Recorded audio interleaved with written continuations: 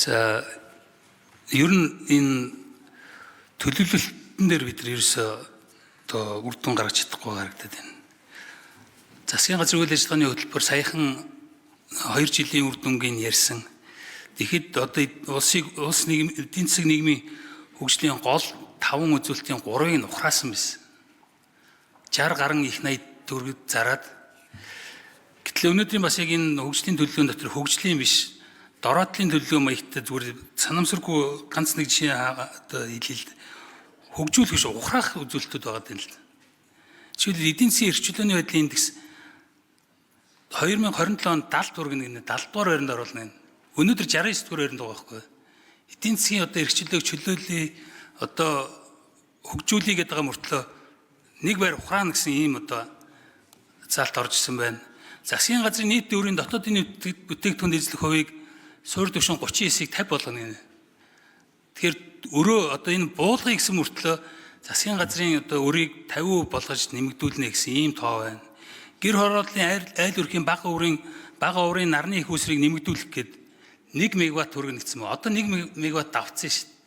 Тэгэхээр гихмичлэн ингээд сайжруулахгүй бол хариуцлага одоо юу гэдэг энэ төсөвтөр одоо хэрэгэлдэггүй болоод ч тэр юм уу эсвэл хин хэнд нь хэрэггүй одоо бичиг баримт болоод тэгдэг ч юм уу ач холбогдол бага өгöd энэ хөгжүүлэх биш ингээд ухраах үзүүлэлтүүд энэ дотор орцсон яваадах юм. Тэгээ мөнгө зарна гэдэг энийг юу анхаарна үзээ эдийн засгийн хөгжлийн яам.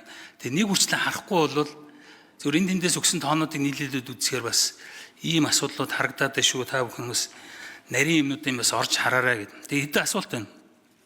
За нэгдүгээр авилгалтай холбоотой авилгалын индексийг авилгалын төсөөлийн индексийг 31 байсныг 35 болгоно гэж. Тэгэхээр энэ нэг 5 гол үзүүлэлт үүдэг. Энээс одоо холбоотой энэ шүгэл үлээгчийн хамгаалах хуулийн талаар хууль зүйн сайдаас асуумаар. Энэ хууль хязээ орж ирэх юм бэ? Хоёрдугаарт нь энэ шүүхээр энэ авилгалтай холбоотой хэрэг шийдэгдэж байгаа асуудал одоо шийдэгдэж энэ үзүүлэлт одоо сайж болцоод. Тэгэхээр энэ авилгалтай тэмцэх газраас ч юм уу энэ холбогдох байгууллага байвал энэ шүүхээр одоо энэ авилгалын хэрэг шийдэгдэх энэ процесс дээр ямар ахиц дэвшил гаргана гэж энэ 31 оноогоо яаж 35 болгоно гэж төсөөлж байгаа гэдэг асуулт байна. Дээр нь бас энэ ил тод байдал иргэдийн нийтийн өмч одоо хөрөнгийн ашиглалтыг ил тод мэдэх энэ зарчим бол бас алдагдаад байгаа. Нууцад оруулдаг, олон улсын гэрээ болгодог. Тэгээд одоо жишээл баг төрийн яамдууд нь ортол нөгөө яамнаас мэдээлэл авахтаа өөр улсаас зөвшөөрөл авдаг иймэрхүү байдалтай байгаа да. Тэгээ энэ дээр одоо ямар нэг юм төлөвлөж байгаа юу? За хоёрдугаарт нь эрчим хүчний салбараас энэ эрчим хүчний үн тарифыг индексжүүлнэ гэсэн байна. Тэгэхээр ер нь энэ одоо хизээ индекс хэдэн хувь нэмэгдэхээр энэ жилийн хувьд 27 он төлөвлөж байгаа энэ талаар мэдээлэл өгөөч. Яг энэ индексжүүлэх нь зөв үү эсвэл энэ боломжтой байна уу? Эрчим хүчний зохицуулах хороо маань бас яг бие даасан байдлаар бас энэ ажиллаж чадахгүй харагдаад байгаа. Дараа нь эрчим хүчний салбар дээр энэ 450 мегаваттын хүчин чадалтай дулааны цэглэн станц барих төслийг хэрэгжүүлнэ гэдэг. Энэ асар олон жил ярьж байгаа. Бид нар гадаадад одоо IMPC хэдийн компанид одоо оюутлогоос олон зуун сая долларын ингээд юм төлөөл байгаа. Тэгээд маргаан үсээд ингээд орчтой. Яг энэ асуудлыг шийдэж чадах юм уу? Ямар төлөвлөгөөтэй байгаа юм? Дараа нь энэ гадаад хэргийн яам юм уу? Эдийн засгийн хөгжлийн яамнаас юу асууя? Энэ Узбектэй хийж байгаа барааны хөнгөлтийн хэлэлцээр, Солонгостой хийж байгаа эдийн засгийн түнсчлийн хэлэлцээр энэ талаар.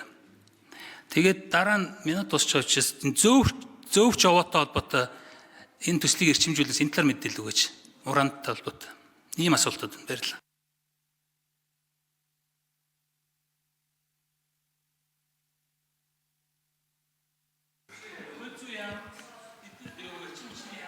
За хууль зүйн сайд дуудъя. Эрчим хүчний сайд найдлаа хариулж бай. Гадаад харилцааны сайдаас асуусан. Өөр? Уулуурхан сайд. За найдлаа сайд хариулъя. Эрчим хүчний сайд. За эрх төвшин гишүүний асуултанд хариулъя. Тэр эрчим хүчний үн тарифыг индексжүүлэх талаар асуусан байна. Энэ дээр нэг тодруулах хийхгүй болохгүй. Эрчим хүчний яам болвол эрчим хүчний үн тарифыг хариуцдаггүй. Хараад бус тусдаа институт байгаа. Эрчим хүчний зохицуулах хороо гэдэг. Эрчим хүчний зохицуулах хороо үн тарифыг өсгөх, бууруулах, салбарын хөгжилтэй уялдуулаад зах зээлийн хандлагатай уялдуулаад зохицуулах үүрэгтэй байгаа. Энд эрчим хүчний зохицуулах хорооноос хүн байвал бас хариулуулах зохистой байна.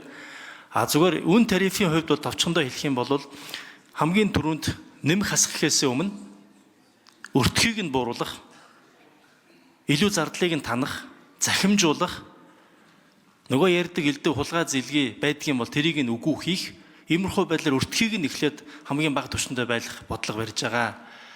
Түүний дараа мэдээж хэрэг өртгөөс нь хит бага үнэтэй зарж явах юм бол үнэтэй нь уялдуулах ёстой гэсэн бодлого барьдаг. Зүгээр яг эцсийн үнийг тохируулгыг, тарифын тохируулгыг эрчим хүчин зохицуулахаар хийдэг юм а. Эрчим хүчин зохицуулахаар бол хариулт сайн байна.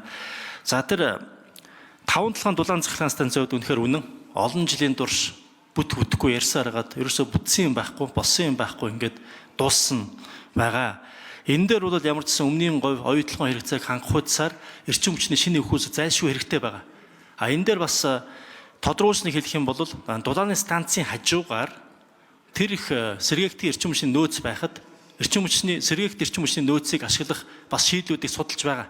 Энэ дээр бол богино хугацаанд бас шийдэл гаргаад хослуулад явна гэсэн бодолтой байгаа. За зөвч яваа. Ажил дүрээс Эрдэс Монгол компани хэлээ. За ажлын хэсэг дөрөв дараад нь хууль зүйн сайд бэлдэж байгаарай.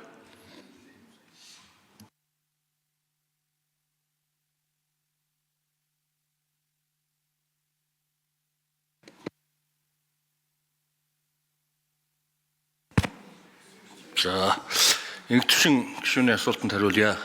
Зөөвч яваа төсөл хөрөнгө оруулалтын гэрээ хүчин төгөлдөр болсон 2 сарын дундуур. Тэгээд одоо үйл ажиллагаа эхэлсэн гэж ойлгож байна. Хамгийн сүүлд байгаль орчны үнэлгээ нь хийгдэж дуусаад ингээ эхэлсэн. Энэ жилдээ 150 орчим сая долларын одоо зарцуулалт хийгднэ гэж хүлээж байгаа. Тэгээд камп, за нөгөө дид үтцүүд, бусад зүйлүүд нь ингээд эхлээд явна. Тэгээд ажил бол хугацаанд явж байгаа. Одоогийн төлөвлөгөөгөөр 28 оны 4-р үрлэлд ашигт нь оруулна гэд хүлээж байгаа. Тэгэхээр хүчин төгөлдөр болсон, ажил эхэлсэн гэж ойлгож байна. За амар сайхан сайд хариулъя. Авилгалын индекс хэрхэн яаж бууруулах, авилгалтаа яаж тэмцэх гэж талаар.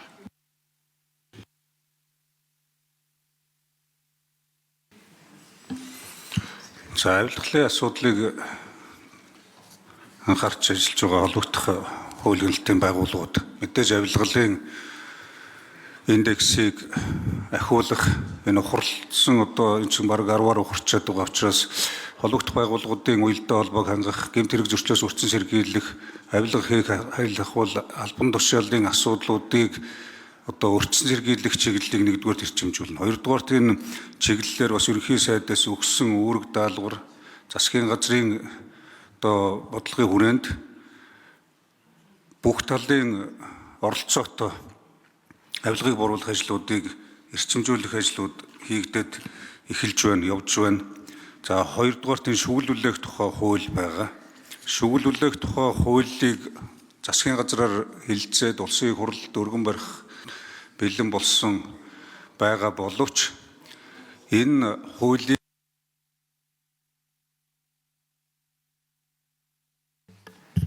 За гүйцэтгэд хариулчихъя. Амар сайхан сайдын микрофон.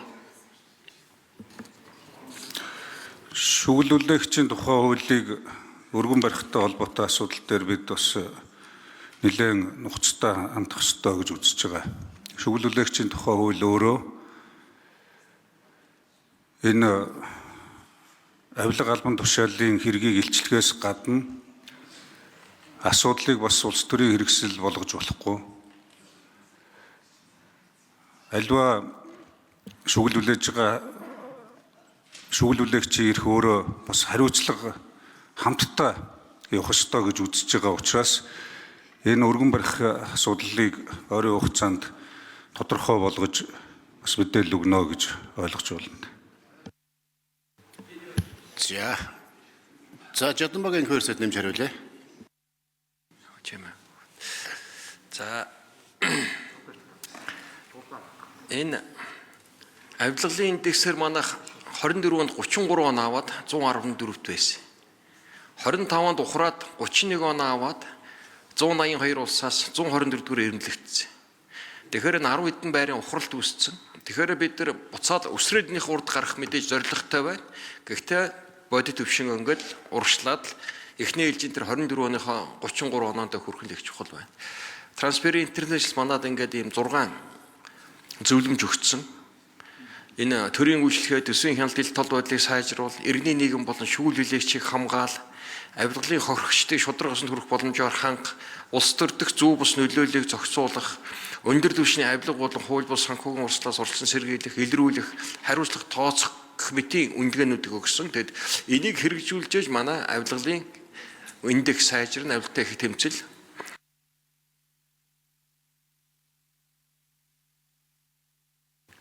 За анги төвшин гишүүн тодруулж асууя. Найдлаа сайд тэр би харин энэ 5-7 цахилгаан станц дээр дулааны гэд бичсэн саяын таны хариултаас бас сэргийлэх байж магадгүй юм шиг одоо хариулт сонсогдлоо. Тэгэхээр энэ дээр дулааны гэд биччихээр дахиад эн чинь явахгүй ийм асуудал болох юм биш үү гэдэг нэг ийм асуудал байна. Тэгээд энэ нөгөө гадаад худалдааны хилцээр Узбектэй хийж барааны хөнгөлтийн хилцээр, Солонгостой хийж эдийн засгийн түншлэлийн хилцээрийн талаар асуусан. Энэ дээр хариулт авъя. Түрүүн хууль зүйн сайдаас энэ авилгалтай холбоотой индекс дээр энэ шүүхээр энэ авилгалын хэрэгүүд шийдэгдэхгүй яваад байгаа.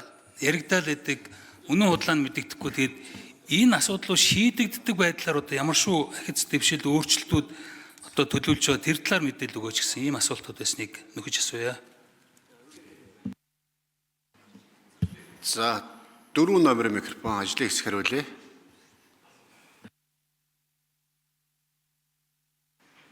За гишүүний асуултанд хариулъя. Эдийн засгийн хөгжлийн яамны худалдаа эдийн засгийн хамтын ажиллагааны бодлогын газрын дарга Эрдэнэт байна. За Узбекистан улстай байгуулах хөнгөлөлттэй худалдааны хилцээрийн хувьд бол айлын талаас худалдааны хилцээрийн төсөл болон барааны жагсаалтыг бол ирүүлсэн байгаа. 94 барааны жагсаалт ирүүлсэн байна. За манай яамны хувьд 7 хоног холбогдох яамд болон агентлагуудыг оруулаад ажлын хэсэг байгуулсан байгаа. За манайхаас урьдчилсан байдлаар бол 102 барааны жагсаалт урьдчилсан байдлаар гаргасан байна. За ажлын хэсгийн хүрээнд бол бид нар судалгаагаа эцэлхээр байгаа. За дээрэс нь нөгөө барааны жагсаалтаа 2 талын барааны жагсаалтаа эцэлхээр эцэлж одоо хилцээ хийх ийм ажлууд явж байгаа. За Солонгосын хилцээрийн хувьд бол өнгөрсөн хугацаанд бид нар 4 удаагийн одоо хилцээг бол хийсэн байгаа. За 5 дахь үештний хилцээг бол ойрын хугацаанд 6 дугаар сарын дундуураас хийхээр бэлтгэл ажлаа хангаад явж байна. За хилцээрийн хувьд бол одоогийн байдлаар 17 бүлэг бүхийн ийм хилцээр байгаа. За урьдчилсан байдлаар бол бүлэг тус бүрээр бол одоо ахиц дэвшлүүд гараад явж байна. За бид нар ажлын За гүйцэтгэд хариулчихъя. 4 номер. За бид нар ажлын хэсгийнхаа хүрээнд буюу том ажлын хэсгийнхаа хүрээнд 2 удаа улсын засгийн газрыг төлөөлөд явж байгаа төлөөллүүд хилцээгээ бол 5 дахь үештний хүрээнд хийн. Дотооддоо бол бүлэг тус бүрээрээ бас бэлтгэл ажлаа хангаад техникийн уулзалтуудыг бол ойрын хугацаанд хийхээр ингээд бэлтгэл ажлаа хангаад явж байна. Болсон хариулт. За Гамбатын хос хоёр Тэр зөв дулааны цахилгаан станц байрна гэдээ олон жил явсан болоогүй. Гэхдээ тэр төсөл төр хувийн хэмжлийн юм уу ингээд хувилбараар явж ил байг.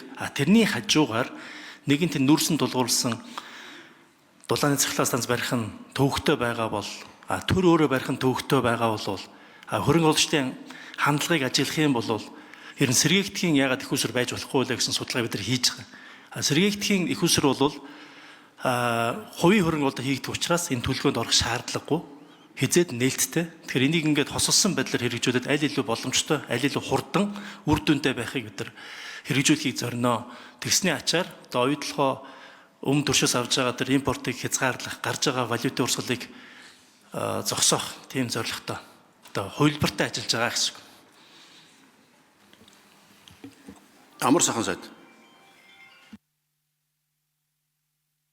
За их төвшин гишүүнээс энэ авилгын асуудал хууль шүүхийн байгууллага дээр хэрхэн шалгаж байна гэж. Авилгатай тэмцэх газар зүйр авилга албан тушаалын асуудлаар 145 хэрэг бас одоо шалгагдаж 45 шүүх хуулийн прокурорын байгууллага руу шилжсэн байдаг. За өнгөрсөн хугацаанд бас нэг юм төрийн өндөр албан тушаалтнуудтай холбоотой хэрэг шийдэгдэхгүй байна. Эсвэл одоо замхарч яах гэсэн асуудал байдаг. Тэгвэл энэ 16 төрийн өндөр албан тушаалтнуудыг асуудал хууль шүүхийн байгууллага шийдэгдсэн байдаг. Ерөнхийлөгч, ерөнхий сайд, улсын хурлын гишүүд гэдэг. Тэгээ өнөөдөр энэ хянан шалгах үйл ажиллагаанууд хууль хяналтын байгууллагуудаар шалгаж байгаа хэрэгүүдийн явцын талаар бас та бүхэн байнга мэдээлэл авч байгаа учраас энэ чиглэл За Ганбатын хос өргөш асуултаас